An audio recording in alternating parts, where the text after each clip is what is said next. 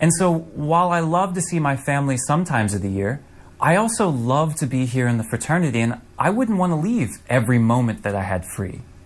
So it's a great blessing that we have two families, and we balance that in the best way we can.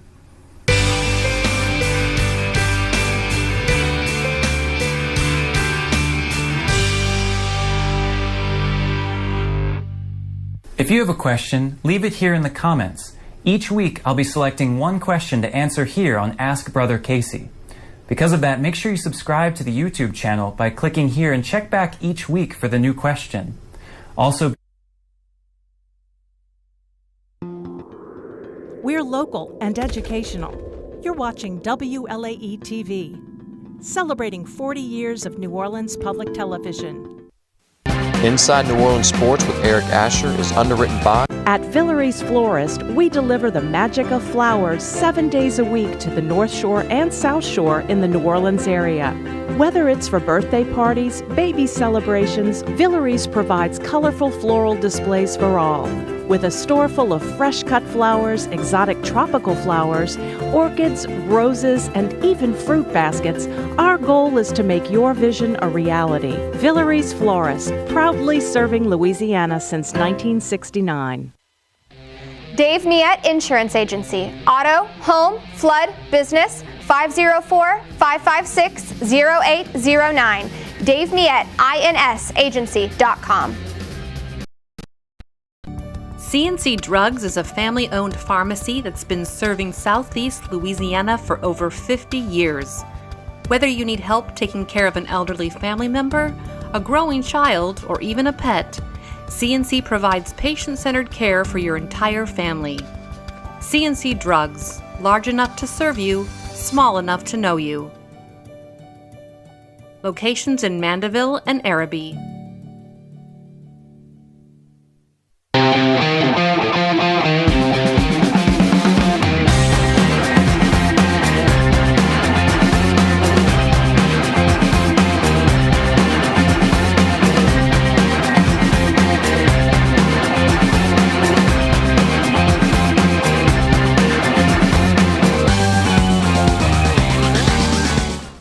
Good evening and welcome to another edition of Inside New Orleans Sports. I'm your host, Eric Asher. Over the next hour, we'll cover all the home teams. Saints, LSU, Tulane Pelicans. We'll talk about NAIA basketball. And, of course, two of the best we have in the state. Ro Brown of 106.1 The Ticket, part of the Three Tailgaters, and also CrestedEastSports.com.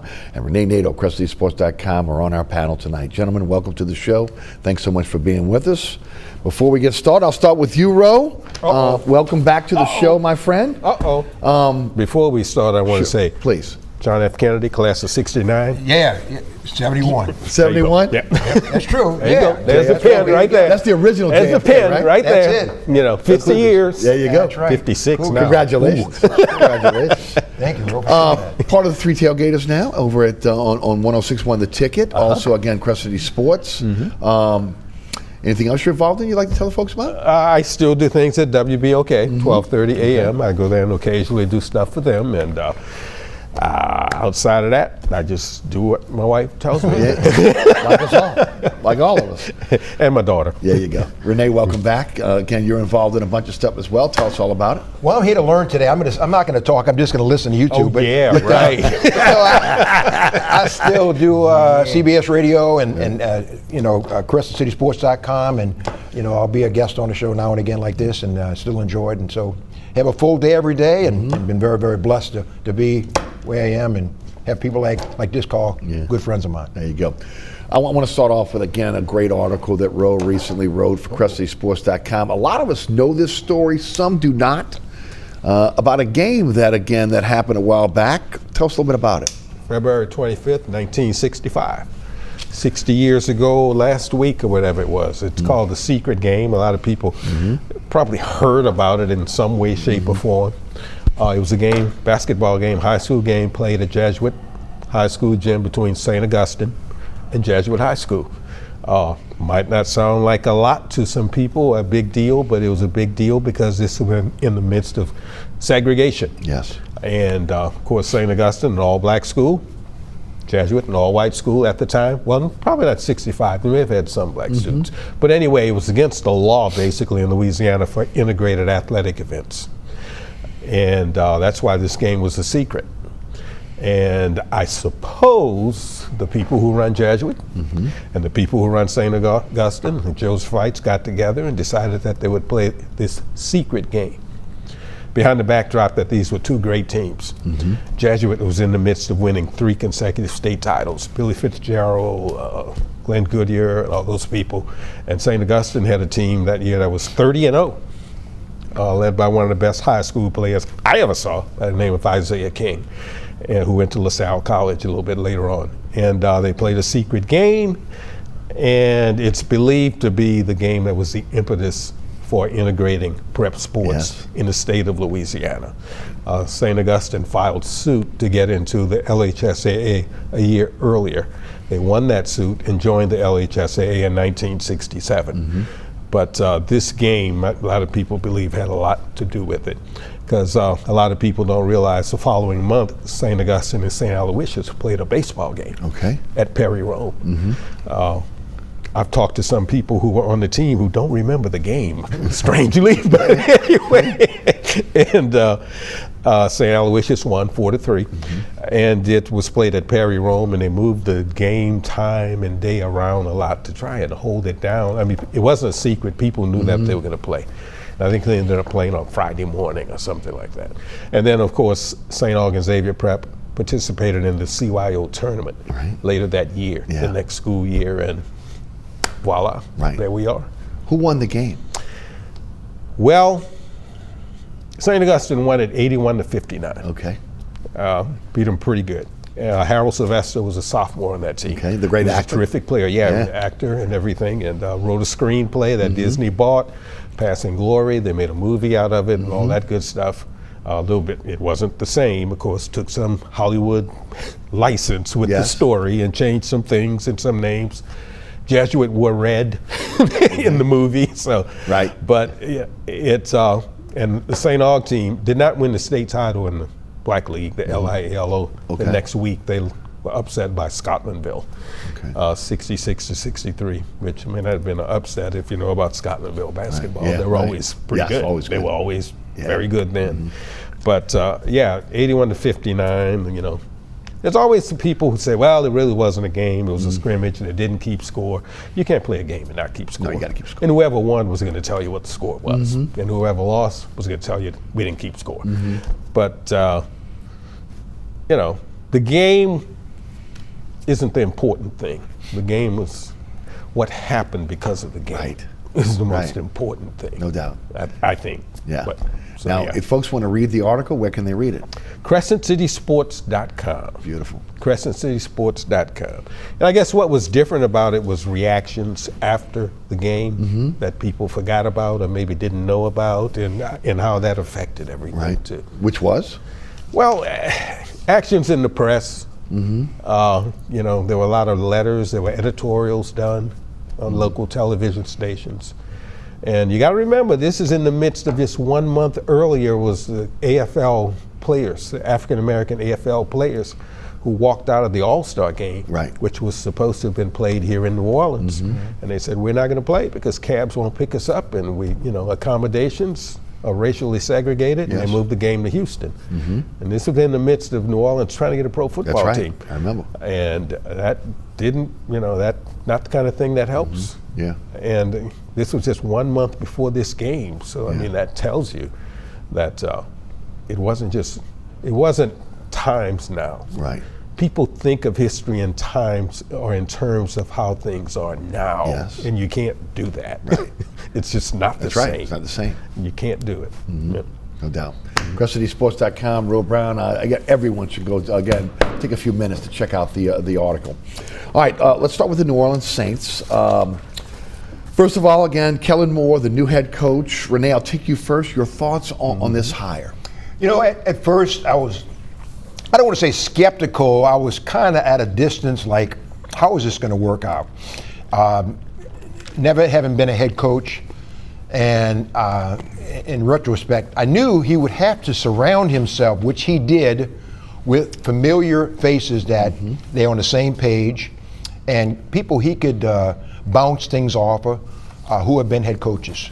And he's done just that. And I kind of think that even back then, and I don't know if this has happened yet, if it hasn't, it's probably going to happen, and I think Roe would understand this too, is that Kellen Moore, when he starts presenting himself to the team, they're going to have an idea as a group.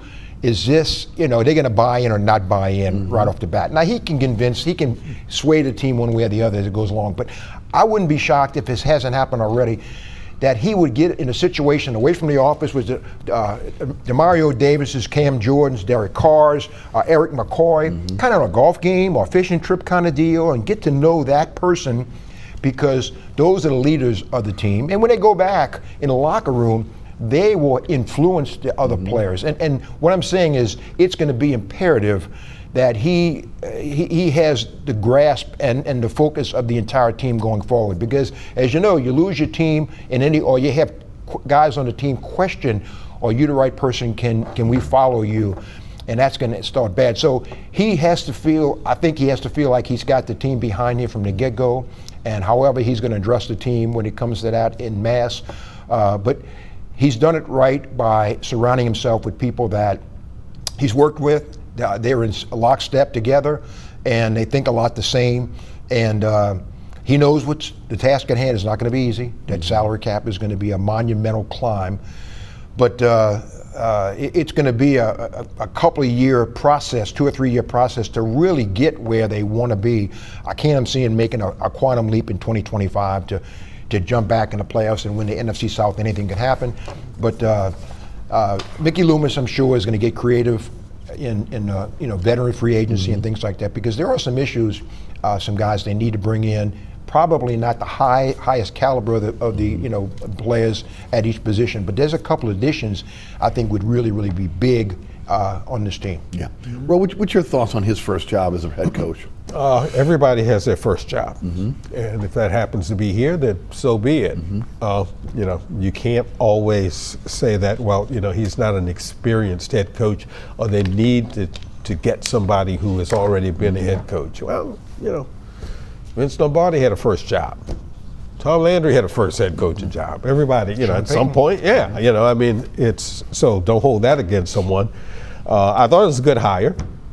He seems like somebody, the kind of person that they want. They said that they needed to get an offensive-minded coach. That's what he is. He's young, and I think that's a good thing. He's a young guy. And as far as his staff is concerned, when people, ask, they say, how good do you think his staff is? Well, I don't know, but it's his staff. Right. It's people he knows. Right. Like anybody else, you hire people that you know. Right. These people, he's probably thought about them on his staff for a few years now. If I become a head coach, right, I'm going to hire such and such, and I'm sure he's probably talked to some of them about this before. But I thought it was a good hire, and I'm looking forward to seeing what he can do. How about Staley as the defensive coordinator? Your thoughts? Well, once again, we talk about a head coach being important. I think it's important that your defensive coordinator was a head coach at one point. I think that helps. Obviously, everybody talks about scheme, and I think scheme is important, but it's the people who have to run that scheme. I'd rather have great players than to have a great coach. Okay. Yeah. Right. If I got a good coach and I got great players, I'll live with that. Yeah. It'll make that coach as opposed to the other. Yeah. That's just it may sound oversimplified, but that's how I've always felt about it. And I think that I can't question anything that he's done thus far. We'll have to see. Yeah. Your thoughts? A couple of things and names that come up familiar. Tyrann Mathieu, Cam Jordan, Demario Davis, those are guys, gray beards, if you will, but they're locker room guys. And how important it is, how many of those guys will come back? Paulson Adebo, will he be back in again? It's going to be tough to bring him back. But how many pieces are you going to have to replace on defense? And just like Rose said, it's the Jims and the Joes, not the X's and O's. And I think that it's imperative that You get good players in there, not just pieces. I mean, not just bringing veteran free agents aboard to just fill roles. It's got to be guys who we feel can get us to the next level and get us wins and things like that. So to eliminate the Tyrann Mathieu or the Cam Jordans or the Mario Davis, that would be tough, because not only what they do on the field, but what they do in the locker room, the leadership, the experience they represent. They're going to have to be very selective on how they handle those three guys, especially, and who's going to be coming in. It's going to be great with the draft, and you can bring guys in too. But to think that you're going to have rookies come in and turn this thing around, or make the defense that much better, it's going to be a tall task. I would agree with that. Go ahead, bro. And you never know. I always tell people you don't know. Okay, I mean, the Eagles' two corners weren't there the year before, whatever. You know what I mean? They were, look at the great 49er teams, I mean, the first one they won, the entire secondary were all rookies. That's right. So, you just don't know what you hit on, It's just, that could possibly happen.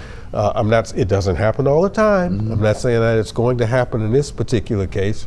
I mean, I'll be perfectly honest. I've been of the opinion, as far as what you said about keeping some of those guys, I've always said that I thought last year would be Cam Jordan's last year.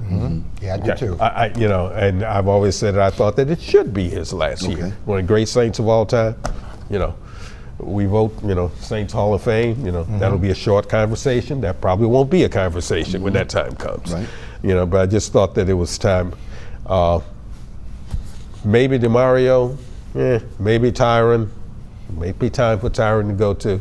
But a lot of this depends on what they see and what they get. If they get somebody they thinks who's younger and might be able to do just as well and is cheaper. Right. That's the thing, cheaper. That'll happen. Also, again, a possible scheme change from 3-4 from 4-3 to 3-4, and then of course, how does that work with the players you have now on this roster? I'll take you first, Rene. They're never going to get away from the 4-3. I mean, they may go to a base, but I mean, the thing is that they still will employ the 4-3 for sure. And I think if they go to a 3-4, which it sounds like they're heading in that direction, they're going to bring guys that will be addressed in the draft with an edge rusher and things of that sort. Do they have the players on this team right now defensively that could morph into a 3-4? No. I don't think so either. I don't either. I don't think so. No. Right. So maybe it's a 2-year process? But let's face it, there's some players that could play in any scheme. Right. And there are probably some players but like that on this. When I say play, I mean effective. Okay. When I say they can play that way, I mean effective. Yeah, there are probably some people who are just football players who it won't matter much to them. Okay. There's probably some on this team, but I think we all would agree that it hasn't been built for that. True. The prototype that they've been bringing in. Yeah, what they've been bringing in will have to change. Right. In some ways, especially up front in terms of stopping the run. Yeah, and that's where it counts. And that's where it counts. I mean, I've always said, I'm the biggest dome patrol person in the world. Right. Okay. I mean, we all I know where are. you're going. We all are. Okay. But there's a reason why Jim Wilkes is in the Saints Hall of Fame. And Frank Warren is in the Saints Hall of Fame. That's right. Because they kept them clean. They kept them clean. Right. And in a 3-4, you're going to need that. You're going to need that. And Tony Elliott, those people kept them clean. Yeah. And one guy that you think Kalen Saunders, you don't know if he'll be on that roster. So I'm saying is that could be a cap casualty. Yeah, Brazil is a guy in the middle. Can he play that one tech or whatever? Yeah. You don't know that. Right. And so to have to bring somebody in, is he more of a 3-tech guy? Would he be a defensive end in some kind of a line? Defensive end, right? You don't know that. So Brian Brzee is very athletic. Where would he fit in a 3-4? Where they could utilize him, would they have put him in a 3 and shade him on the outside with a linebacker or whatever? So you don't know, but I'm sure they're putting all that information and they're going to figure it out, and they have a pretty good idea what they want to do, who they want to bring in through free agency and through the draft. That's going to be the big question. A couple coaches I want to highlight. First of all, Bo Davis leaving LSU to come to the Saints. He was making, I think I have this at $1.25 million a year, $4 million contract over 3 years. Every year he got a $100,000 increase plus $125,000 per year in bonuses. Well paid, an incredible recruiter, great defensive line coach. But I'll take you first. Why do you think the move from college to pro? Some believe that, again, NIL, unlimited transfer, got Bo Davis to New Orleans. Your thoughts? That's the first thing I thought of. I don't know, but that's the first thing I thought of. Maybe making a little less money, but not a little, not much less. Right. And he figures you won't have to deal with the headache. Recruiting 365 now. You know, and I'm probably crazy in thinking this, but I think that Belichick is reverse. Right. Belichick is reverse. Right. I think Belichick is dealing with college. People say, well, why would he do that? Because it's basically pro football now in college. Right. You know, it's basically, you know, and he doesn't have to worry about, you know, buying players. Just get me the players and I'll coach them. You know, he doesn't have to go sit on a sofa and recruit and talk to people's mothers like they said they can't imagine him recruiting and wooing mothers. No, I can't either. Right. How much? But now he knows he doesn't have to do that on the college ranks because it's how much you're going to pay me. That's right. That's what it is, right? Yeah, that's what it is, okay? And that's what I mean by it's in reverse. So maybe in Bo Davis, maybe he, you know, see, Bo Davis had to go out and recruit. That's right. Okay? Had to And recruit now he too. doesn't have to do that. You know, he goes out, he goes to the combine with his stopwatch, looks him over, talks to him. We'll see if we'll get him on draft day. Right. Huge loss for LSU too, right? It was a huge loss, and the thing is, keep in mind, Bo Davis knew what he was getting into because he'd been in the NFL before with the done it Lions. before. Yeah, Lions, so right. he's been there before, and he knows what he was getting into, and he kind of talking to Kellen Moore and Staley and guys that, you know, this is the people I'll be dealing with. So it had to be a comfort situation for him. The thing is that's going to be a hit for LSU, but I've heard some names that they're talking to or targeting, and money will not be an issue if they find the person that they really want. So I don't think, in fact, spring practice at LSU begins on Saturday. I don't think they'll have that done in a couple of days. So it'll be at the end of spring before they bring somebody in. With Belichick, the thing is, keep in mind, Bill Belichick is basically coaching. He's not getting on the road and recruiting. He's got a manager to handle a lot of stuff. He's got a general manager. He right? basically like goes out there and blows a whistle and things like that. But Bo, I think that the college game is extremely tough with the NIL, the transfer portal, guys that you have coming in now, expectations from the players, and families that they thought other things when they arrived on campus, and it's not exactly how they. And so you won't have to deal with that anymore. When you get to the NFL, it's pretty much cut and dried. This is the way it's going to be. Peter Sermon leaves Cal as a defensive coordinator, becomes a linebacker coach with the Saints, and then New Orleans native Terry Joseph comes back home to coach the defensive backs. Your thoughts? I always tease him. I talked to Terry Joseph on the field after the Sugar Bowl last year when Texas lost to Washington. And I teased him, I said, you know, you've done pretty good as a football coach for a baseball player. Which was? Yeah, he was. He was in the Cubs organization. I mean, he was a baseball player. Right. You know, I mean, he played football, I guess, at Shaw or whatever, you know, like a lot of people do, but he was a baseball player at Northwestern State, good enough to be drafted, and, you know, was in the Cubs organization for a few years. But, really good hire. Always good to see local people who you think are good at what they do. And it looks like Terry he's been at Notre Dame. He's been at Texas A&M. He's produced some pretty good people, like Kyle Hamilton. I went to Baltimore, and you know he's a sharp guy, a really classy guy, and I'm glad that they hired him. Right. And pretty good bloodlines as well. Yes. Yes. Anybody on the West Bank knows that. Anybody in New Orleans knows that. Yes. That's for sure. All right. Derek Carr, I'll take you first. Rene, is he the quarterback for the Saints this year? Absolutely. Yep. Absolutely. Yep. Because of the situation and because of he's the best option right now for all things. What would have to happen for him not to be here? And so for right now, that is the best case scenario moving forward. Salary cap, be it fit, if you will.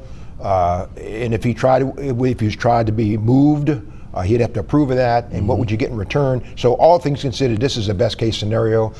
And keep in mind too, last year he was hurt. and the offensive line, which I'm sure will be tweaked. I don't think it'll be rebuilt, but it'll be tweaked a little bit.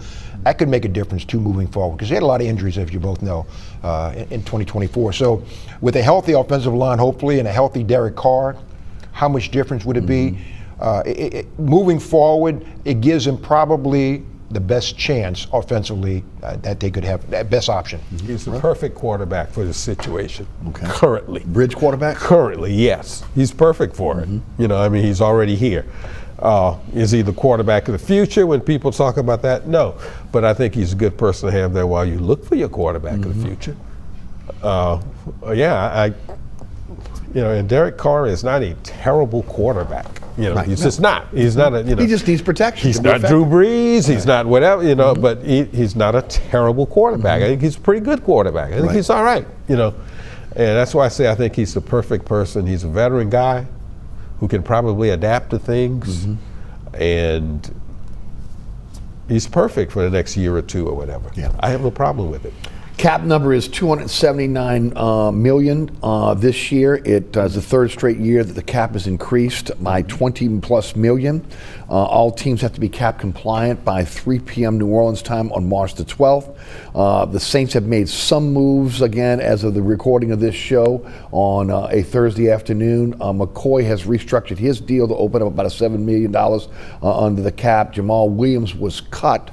That opens up some more money. About $8.7 million now has been clawed back for the cap. They're about $34 million over, so they still have some work to do, and that really leads us again to how they will traverse free agency. Is this going to be another situation where we see Mickey Loomis and the front office staff going after players on 1-year deals once again like we saw last year, or do you think they will make some type of a splash in free agency? Well, I don't know. I think Mickey said that they were going to be active. Active, right? That's why I'm asking the question. What does that mean? What does that mean? I'm not sure what that means. Right. Active. I don't know how active they can be. Even I don't know. You still have $34 million just to get to the Mendoza line, right? Just to get even. I'm not sure how they're going to be active, but they know more about it than I do. Okay, I mean, I'll be the first to tell you I don't understand a lot of sports economics sometimes, but I don't know. It seems kind of hard to me. Right. I don't see how it can. Well, I went to Kennedy, but I graduated magna cum laude. You know what I'm saying? Magna cum laude. Yeah. So anyway, you and me both. But anyway, I used to sit behind Roe, look over his page. But the thing is that I can't see them. Talk about Chase Young, and they talking about he made a $13 million signed a $13 million 1-year deal last year, and they talking about his value is maybe $17 million, $17.5 for 3 years. The Saints can't play in that ballpark. They can't. And the thing is, you'd be again kicking the can down the road because next year. The salary cap may jump a little bit, but to allow you what you want to do. So I'm sure that Mickey and Kellen Moore, in a lot of ways, have sat down and they kind of mapped out where they want to go with this in the next 2 or 3 years. And this is the way they can deal with the salary cap this year. But how long do we want to keep kicking the can down the road? So I guess to answer your question, I may be wrong, but I can kind of see the Saints signing some 1-year deals. Me too. For the most part. To make a big splash, I don't know what a big splash would be, as Rose said. I don't know, being active. But I think you can bring a couple of name guys in here. But I think they may roll a dice on a person that you don't know how good he could be. Was he in a wrong situation at another team? Maybe a 5 or 6 or 7, 8 year veteran who could come here and help. And I think there could be a couple of situations where at a position of need, you could bring in a person that could be a diamond in the rough, if you will, off a great find for this program. So Joey Bosa's not going to be a Saint, right?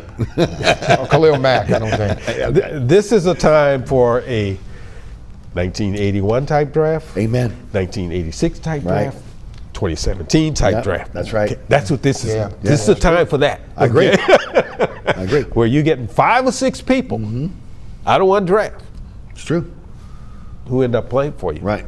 Right. And you can throw 06 in there as well. Yep. Oh, yeah. That's Throw right. 06 in there as well. Yeah. And if you look at every one of those drafts, from Bum Phillips to Jim Mora to Sean Payton, and then Sean Payton again in 2017, those were catalysts, those drafts. Exactly. Every one of those drafts were catalysts. Exactly. You know, I mean, you combine that 81 draft with that 86 draft. Right. And the third draft. And the USFL supplemental. That's what draft. I call the third draft. Right. USFL. Right. That's right. and that's why we got 86. That's right. That's why we got 86, 87. That's why we got the second winningest team over a 5-year period. It's true. And I tell you what. Behind the 49ers. I agree. I stuck my neck out and projected 7 rounds for the Saints in CrescentCitySports.com a couple of weeks ago. Okay. And I gave it a lot of thought. A couple of the players to get where the Saints pick would have to fall, and I'll tell you who the first one I think is, and Will Johnson, cornerback from Michigan. And the thing is that Marshawn Latimer is not here. Paulson Adebo may not be here. So if Will Johnson, who only played in 6 games this past season, but he has the same dimensions as Patrick Surtain. I'm just saying, who is the Defensive Player of the Year? Yes. Could he be that good? I don't know. But if Will Johnson is there when the Saints pick, it's going to be hard to pass him up. He could be that good. He could be that good. And the thing is that I think they'll draft a running back kind of high. In my mock draft, if you will, I had Dylan Sampson from Dutchtown, who set the single season rushing record at Tennessee. You know, and I didn't have a quarterback in there because I just think for what they're looking for, they have other positions of need, offensive linemen in the second round. So I'm thinking that there's enough talent at the positions they're looking at. Edge rusher, cornerback. Right. If you want a running back, you can get a good running back in the 4th round and maybe in 5th round. So luckily, this is a deep draft for the positions that the Saints need to address. What position do they need to address in the draft, in your opinion? Ooh, where do we start? For me, I want a wide receiver of some type. Early? Not early necessarily, but I'm just thinking about what they need. I mean, you know how the draft works, how some people look at the draft, you know, I mean, you have that need, but maybe you have somebody early that you can't pass up. But you know you have that need at that certain position, and you get him later or whatever, you know. Right. So you go to Hofstra and get, what's his name? I can see his face, yes. What's his name? Yeah, I'm talking Marcus Colston. Everybody knows who I'm talking about. As Will's in my ear screaming. Yeah, I knew. I'm just letting people answer. For me, it's offensive, defensive line.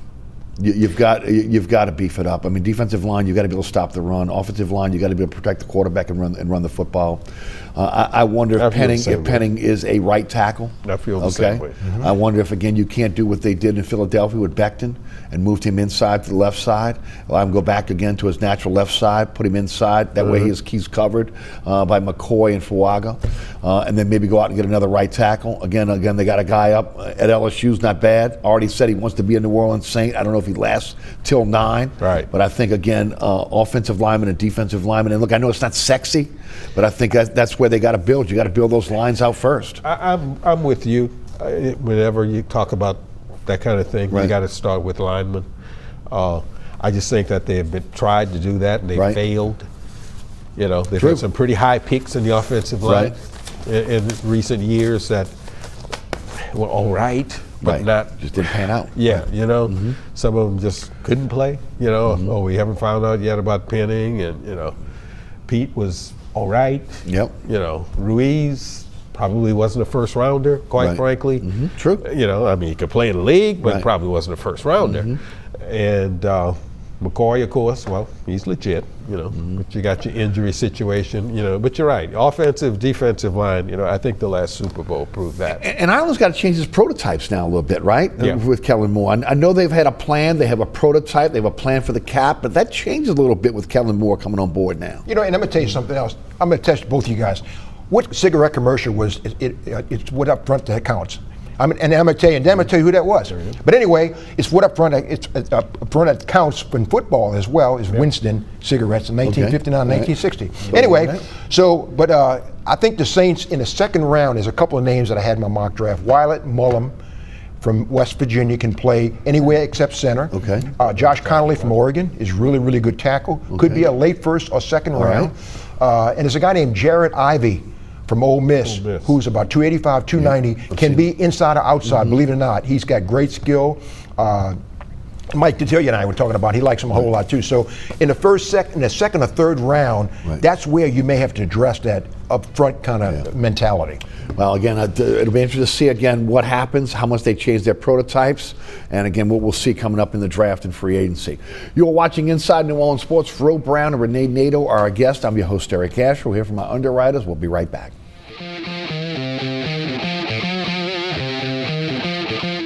Located at 3701 Iberville Street in Mid-City is Katie's Restaurant and Bar. Open 7 days a week, Katie's offers daily specials for lunch, dinner, and Sunday brunch. Serving New Orleans cuisine such as fried shrimp platters, grilled redfish, and a fully stocked bar.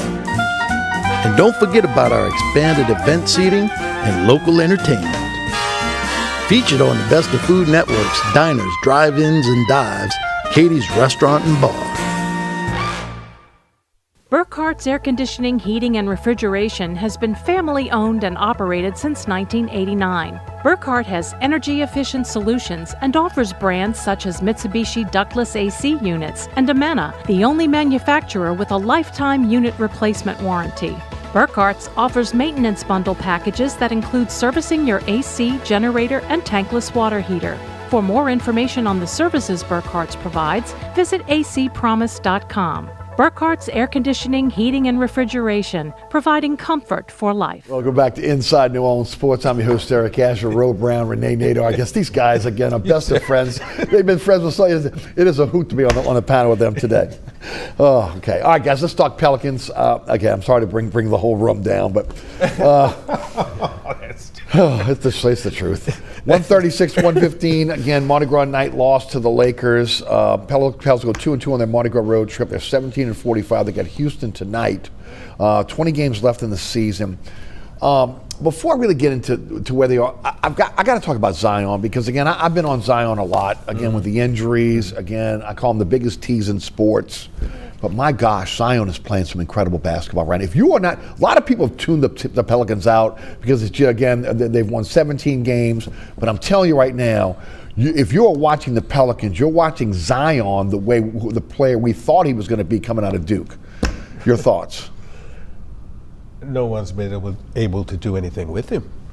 Right. I mean, as far as opposition. Right. They can't handle him. And a lot of people say it's time to get rid of him because of his attitude and his immaturity, and he was not in shape, and he won't work, and he's missing flights, being late for flights, and that sort of thing. And yeah, all that's bad. But when somebody is really, really, really, really talented, you kind of stick with them a little longer than you would. Right, which is what they're doing. That's just life, okay? That's how it is, okay? Unless you have somebody who's equally or more talented. He's not normal. He's not a normal basketball player. Okay, the man knocked down 37 the other night on a team that's playing better than just about any team in the league. Right. That has two of the best players in the league. The best defensive team in the league right now. The best defensive team in the league. And this wasn't a one-night thing. Right. When he is able to be there and be well, no one does anything with Zion Williamson. It's true. I don't care who it is. Celtics or whomever. Doesn't matter. It doesn't matter. And you kind of hang on to somebody like that as long as you can. Right. Well, the contract is in their favor now, right? Okay. And there's nothing guaranteed on those contracts. He missed 22 games this year, so that reverts that. I'm not saying that, again, the agent won't come back this year and try to restructure and renegotiate that deal. Yeah. That probably will happen. But again, the guy is averaging about 26 minutes, and again, every category that's out there right now, again, these are career highs for him. Right. I mean, you knew they weren't going to win that game against the Lakers. But you knew that the Lakers had no answer for him. Much like that playoff game last year, right? Where he just, before he hurt himself. I mean, he goes, and the thing is, watching it, going to games and stuff like this, I got to tell you, I mean, I wouldn't know if jaw-dropping moments would be appropriate, but when I see him cut through the lane, and you know he's going for the Right. you know, and they don't stop him. It's like the Red almost Sea like opened up. unbelievable. Well, business How does he decisions, get- right? It's like he's playing against junior high kids sometimes right. when he drives the lane and plays against the NBA's best. And you know, C.J. McCollum, what's his future here? Right. You know, he's been such a great piece. Trey Murphy, Yves Misi. I mean, what a great year. He's far exceeded because of opportunity. You know, they have pieces. They do. have nice They do. pieces. They You know, do. They should be, I think, you know, and once again, I think the injuries have a lot to do with it. Agreed. Okay? I mean, it's Herb Mardi, Jones not here. it's Mardi Gras night, and they're out on the West Coast playing the Lakers. You know, I'm at the St. Aug Bonneville game, and who walks by me but Herb Jones? Okay. While they're out there playing the Lakers. Right. So my point is that, you know, like the Saints in a lot of ways, their injuries have really hurt them. They should at least be like Houston is right now, Right. to me, with Right. the young people they have. With a normal amount of injuries, Yes. that's where they should be. Yeah, and I do. if- I believe that. If they would have DeJounte Murray and Herb Jones, that's two, not just two pieces, two major pieces. Exactly. And also, you're talking about two of the better defenders in the league. Yeah, and they There didn't you have go. the service. And that's been the biggest problem with the There you Pelicans go. this year. Again, the lack of defending. Well, that they've really had their calling card has been a team that is a team that defends, and of course, again, losing Dyson Dan, losing Najee Marshall, Larry Nance. We could throw the big guy in there as well, Valanciunas. That really changed the way the Pels play defense. But again, when you lose two guys like that even makes it even much more difficult. And also you lose the scoring most of the season of Brandon Ingram that Right. you did not have. That's right. Exactly. And somebody else had to pick up the slack. Right. So although Trey Murphy will be no, that guy. he did. He got opportunities, but Right. Brandon Ingram was not available most of the season, and now he's gone. And DeJounte Murray and Herb Jones, and my goodness, it's just what could have been. What could have been. Well, again, you can call it a mulligan year, but again, there's been so many years of injury that has set this team back. Right. There's an opportunity here once again. For the Fold for Flag sweepstakes.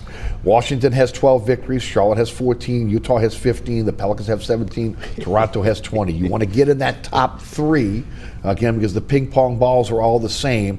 And again, maybe again, if the basketball gods smile on New Orleans once again, there might be an opportunity. But if you get in that top three, you're going to get a very good player. Right.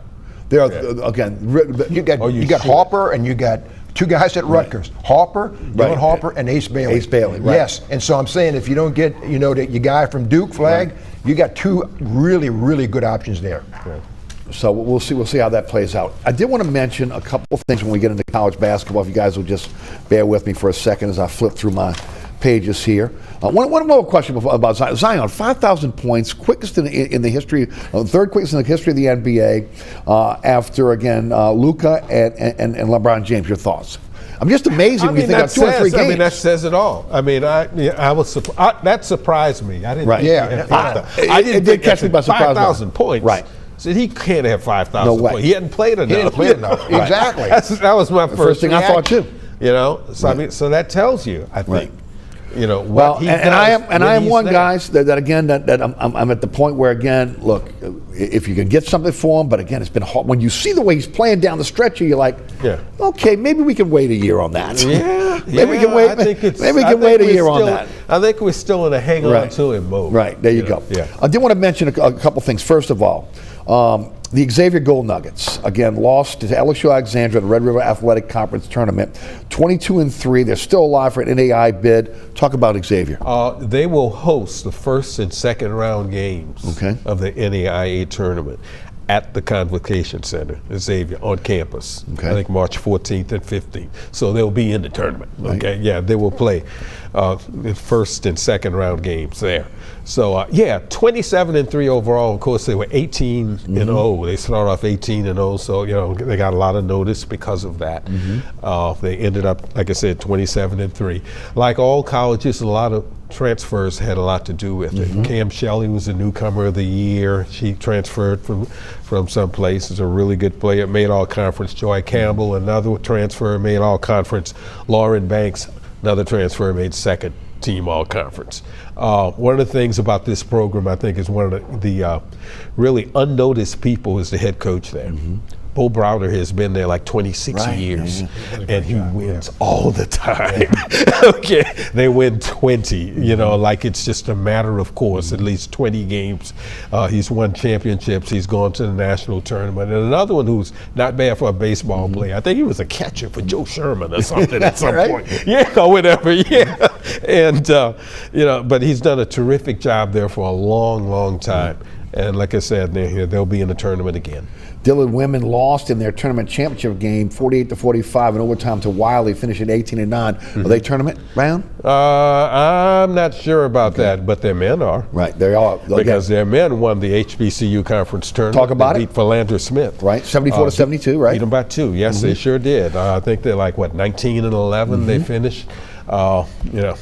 It's, you know, he's done a really good job there, and he is Coach Joe Price, who got ironically got his first coaching job as an assistant, I think at IUPUI under Ron Hunter, who's the head coach at Tulane right now. Yeah, you know, Marion, Indiana guy, you know, basketball crazy place and all, played at Notre Dame.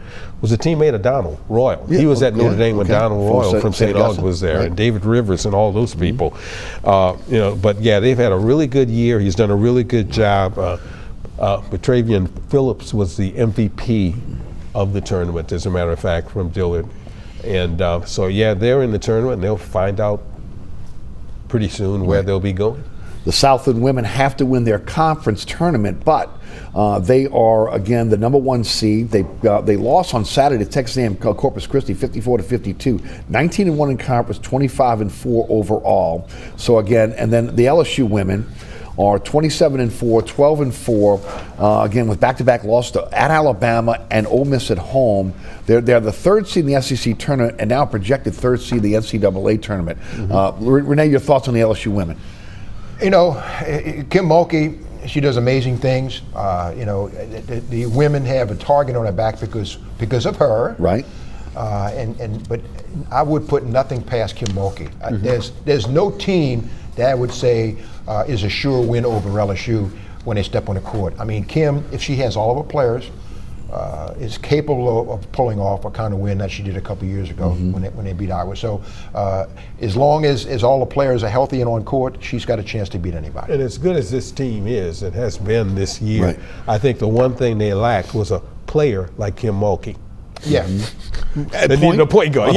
Exactly. You know, they needed somebody like that. They've gone to and they really don't. Guards, yeah, they kind of, you know, they really. Last year, Poa again. You thought she might, but she's not. Yeah, I mean, like 27-4, it's nothing to sneeze at. But I'm saying that, you know, they would really be, you know, that's why I don't think that they can win it all. Just, you know, we didn't think they could win it all this time 2 years ago either, but. You know, they need somebody like that. And also want to say that, you know, there are important players on this team, but the best player on this team is Michaela Williams. She's the best player. She's incredible. She's the best player. She really is. And it's going to be her time. You know, you've talked about other people, Flage and all. They're good players, you know, but she is a super player. And everybody knew she was going to be coming out of high school. One of the, and look, I don't want to put this on her, but as just a pure shooter, one of the best pure shooters in a women's game I've seen. I mean, she's incredible. She's really great player. I mean, she really is. She can pick this team up on her back and carry it to the next level. If she can take over a game, no matter who the opponent is, and she's that good. And I know she struggled against Ole Miss, you know, but again, that's, you know, it happens. Okay, it's nothing against the people. Anissa Morrow, what she's doing now, she did in the Big East. Okay, and she came to SEC and did the same thing. And you know, I thought she would, and she has for 2 years. And but Michaela Williams she's the person. She really is. You mentioned Ron Hunter. Tulane men are 17-12, 11-5 of the American Athletic Conference.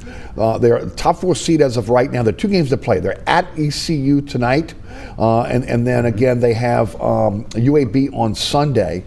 Now again, that's they're in a situation now where if they win, they stay. If in the top 4. I think it's ECU is 2 games back for Tulane for the 4th spot, and UAB is in 3rd place right now. They're 1 game ahead of Tulane. Can't they? They could possibly be number 3. They could jump up to number 3 if they beat UAB. If they win the next 2. If they win the next 2. Now look, Rod Hunter's been a lot of pressure. Okay, but again, this is probably his best team since he's been at Tulane. Would you agree? Probably. Yeah. But and you know, because let's face it.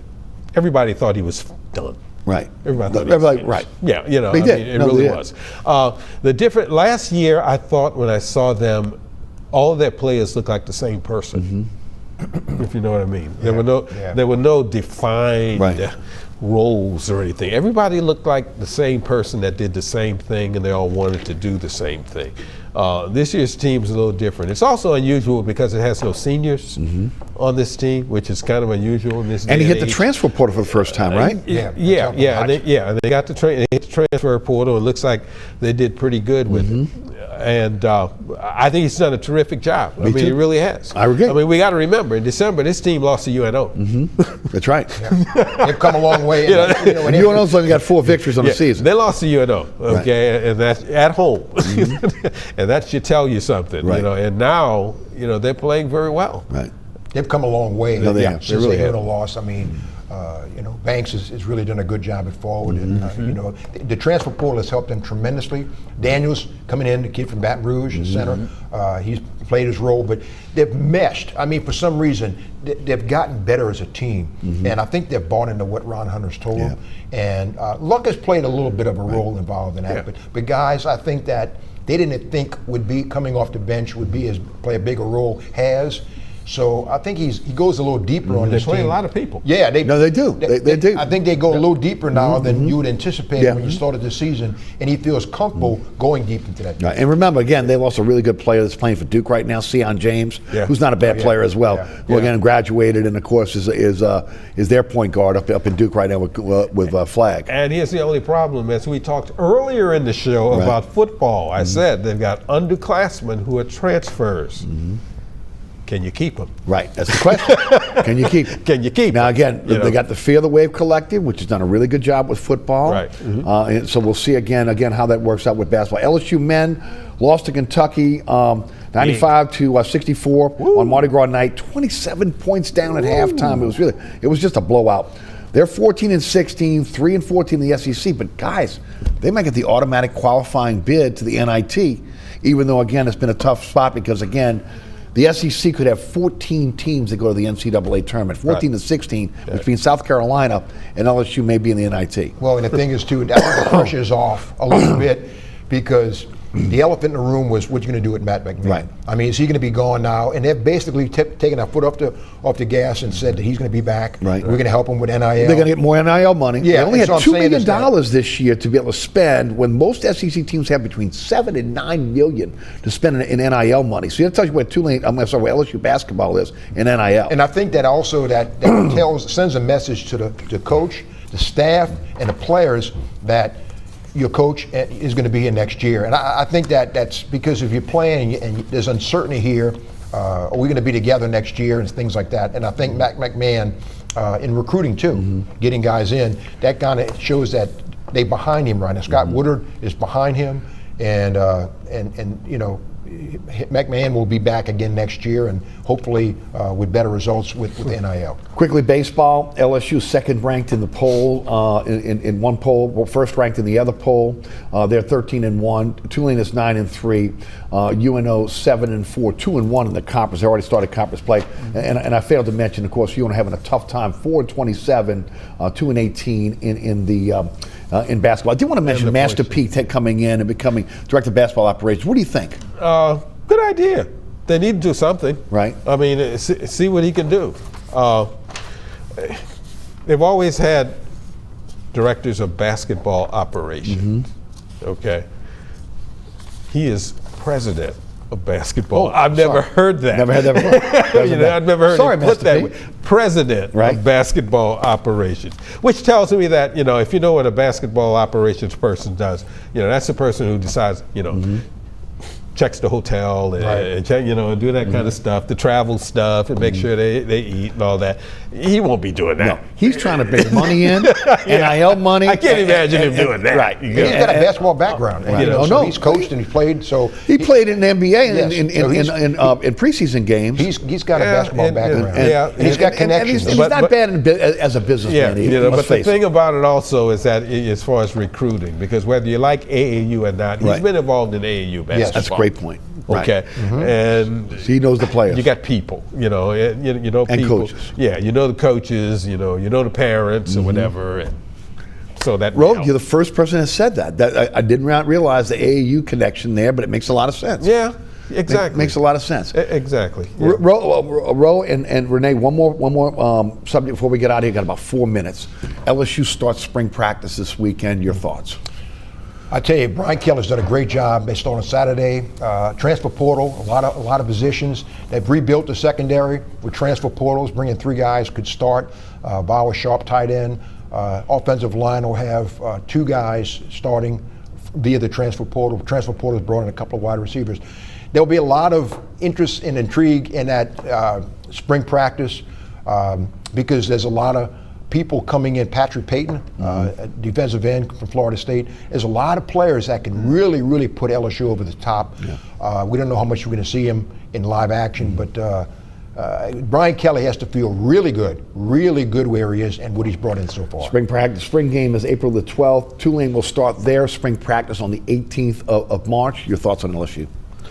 It's what's up front that counts, like Rene said earlier in the show, on both sides of the ball. Okay, it's got to be up front offensively so that Garrett Nussmeier can have the year that he should have.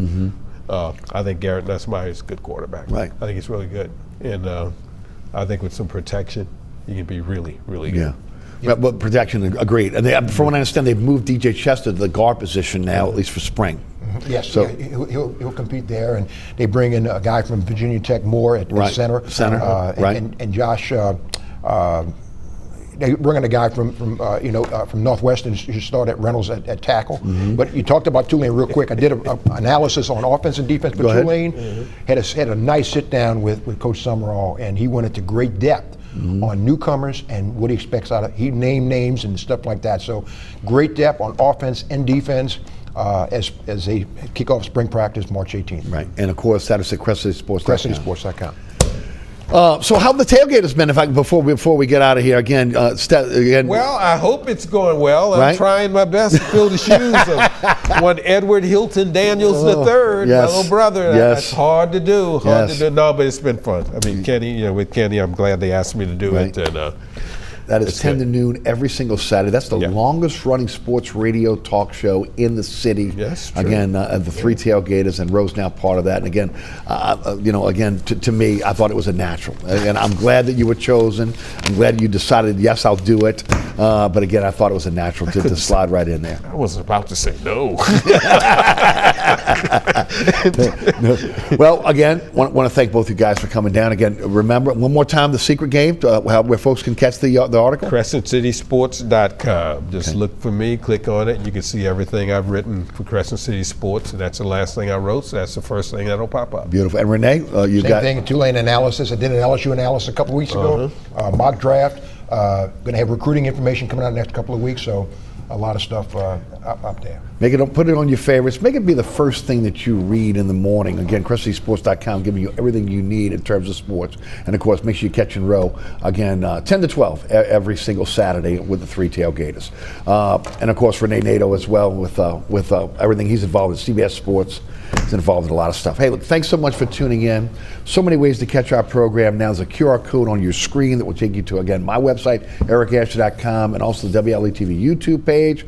Again, also set your DVR. You'll never miss the show between Pelican Sports Television, WLAE-TV, and WLAE-TV 2. So many ways to catch our program. Pick your slot, set your DVR. You'll never miss the program. You catch me, 106.1 The Ticket. That's 4 to 6 weekdays.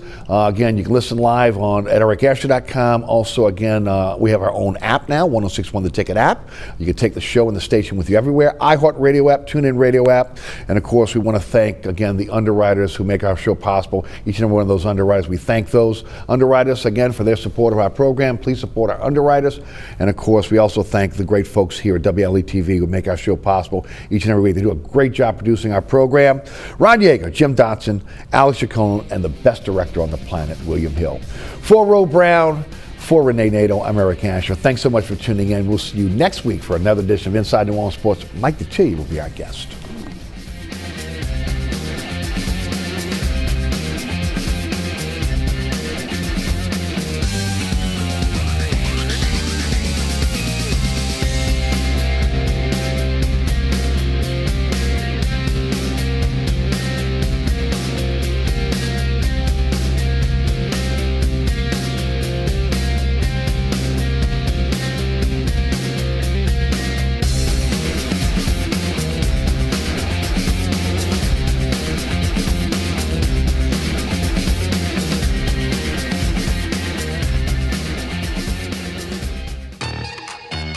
I am a faith-filled servant leader.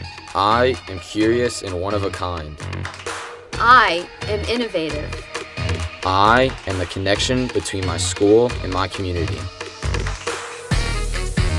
I am fearless in the face of adversity. I am a PJP Jaguar.